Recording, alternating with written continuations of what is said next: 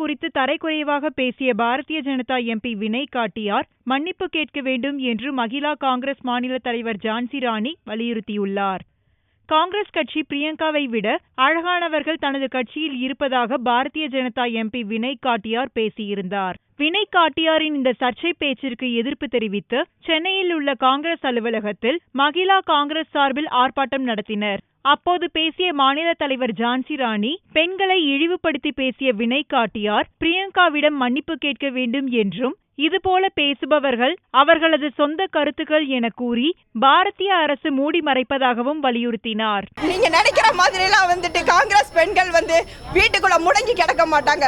உங்களை வெளியில கொண்டு அசிங்கப்படுத்தி என்னென்ன பண்ணணுமோ அத்தனையும் பண்ணுவோம். நாங்கள் இதுக்கு மேலே போராட்டங்கள் ஆர்ப்பாட்டங்கள் எல்லாமே வெடிக்கும் என்பதை சொல்லிக்கிறேன். அவர் பகிரங்கமா பிரியங்கா காலில் விழுந்து மன்னிப்பு கேட்கணும்.